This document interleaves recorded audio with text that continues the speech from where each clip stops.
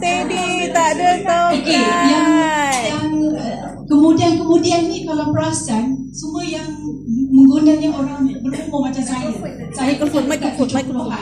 So dia macam itulah dalam umur 60-an, 70-an yang banyak Kongsi tahu.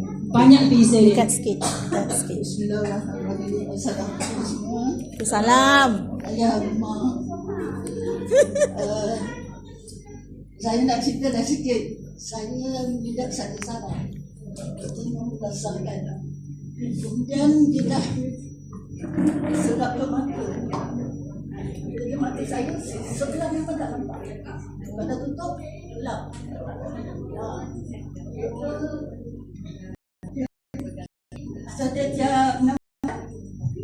Setiap 6 bulan memang saya pergi check up untuk sebelah mata. Sebelah mata ni nak tengok. Sebelah kiri memang out, tak nampak. Dia siap bawa bola mata tu, tunjuk dengan saya, ni saraf ni dah rosak. Dia kata jaga jangan naik sampai ke otak. Saya takut sangat. Tapi saya usaha. Saya pakai tongkat. Tapi saya cuba saya tak nak pakai tongkat. Hari ni saya tak pakai tongkat. Yeay, Alhamdulillah. Saya hari ni datang bawa shopping trolley sebab banyak barang saya nak bawa. Saya ada beli apa-apa bawa. Jadi kan saya nak bawa tongkat. Wah. Saya cekalkan nanti saya tak bawa tongkat. Alhamdulillah. Sejalan macam biasa. Kat rumah pun macam tu. Saya ambil itu. Balikkan kotak. Yang pertama tu saya tertinggal tongkat. Kawan tanya saya mana tongkat? Saya cakap alamak saya lupa lah. Itu. Lepas tu baru ni bila rejak kan, InsyaAllah saya ambil kopi habis. Saya puasa habis bulan. InsyaAllah. Amin. Saya Bulan Rejab. ambil kopi tu satu hari masa sahur. Masa buka saya ambil AP. Sahur tu pukul 5 saya dah makan. Lepas setengah jam tu baru saya minum kopi. Lepas tu saya tak rasa lapar, saya tak rasa penat, saya buat kerja rasa cergas. Rena pun cakap, dia kata, Ngah cakap pun cergas. Saya buat kerja berpeluh. Berpeluh, sejuk peluh. Saya memang tak rasa penat. Tapi saya yang ni masih ada lagi lah. Sikit lah, kurang Sebab lah. doktor cakap, makan masa lah.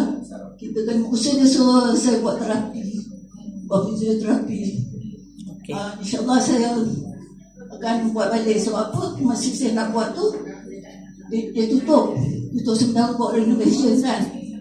Kemudian doktor pun ada nasihat, dia kata buat balik.